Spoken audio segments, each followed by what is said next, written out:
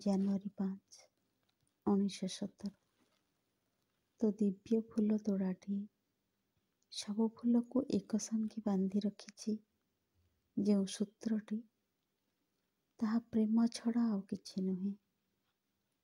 ତେବେ ଏହା ଏପରି ଏକ କାର୍ଯ୍ୟ ଯାହା ପ୍ରଚ୍ଛନ୍ନ, ଅନାଡ଼ମ୍ବର, ଅନାବୃତ।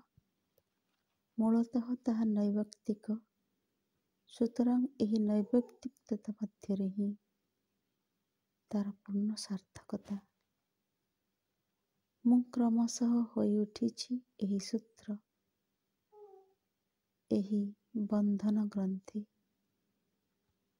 ତୋ ଚେତନାର ବିକ୍ଷିପ୍ତ ଖଣ୍ଡ ସବୁକୁ ତାହା ଏକତ୍ରିତ କରୁଛି, ସେଗୁଡ଼ିକୁ ସୁବ୍ୟବସ୍ଥିତ କରୁଛି, ଯାହାଫଳରେ ସେସବୁ ଯୁଗପତ୍ ଏକକ ଓ ବହୁଳ ତୋର ଚେତନାକୁ ଅଧିକ ସୁନ୍ଦର ଭାବେ ପୁନର୍ଗଠିତ କରିପାରିବେ। ଏହା ଫଳରେ ମୋ ପକ୍ଷରେ ସୁସ୍ପଷ୍ଟ ଭାବେ ଦେଖିବା ସମ୍ଭବ ହୋଇଛି ବିଶ୍ୱଶକ୍ତିରାଜର ଲୀଳାରେ ପ୍ରେମ କି ବସ୍ତୁ, ତାର ସ୍ଥାନ କେଉଁଠି, ତାର ବ୍ରତ କ'ଣ। ସେ ନିଜେ ଏକ ଶେଷ ଲକ୍ଷ୍ୟ ନୁହେଁ, ସେ ହେଲା ତୋର ସର୍ବଶ୍ରେଷ୍ଠ ଉପାୟ। ସେ ସକ୍ରିୟ ସର୍ବତ୍ର, ସକଳ ଅନ୍ତର ମଧ୍ୟରେ ବି ସେ।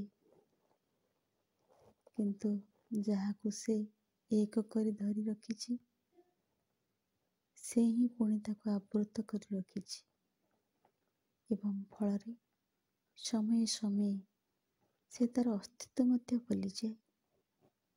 ହେ ଭଗବାନ, ତୋ ମାଧୁର୍ଯ୍ୟ ମୋ ଅନ୍ତରରେ ପ୍ରବେଶ କରିଛି। ମୋର ସମଗ୍ର ସତ୍ତାକୁ ତୁ ଆନନ୍ଦରେ ପୂର୍ଣ୍ଣ କରିଦେଇଛୁ ଏବଂ ଏହି ଆନନ୍ଦ ମଧ୍ୟରେ ମୁଁ ତୋତେ ପ୍ରାର୍ଥନା କରୁଛି, ତାହା ଯେପରି ତୋ ପାଖରେ ପହଞ୍ଚିଯାଏ।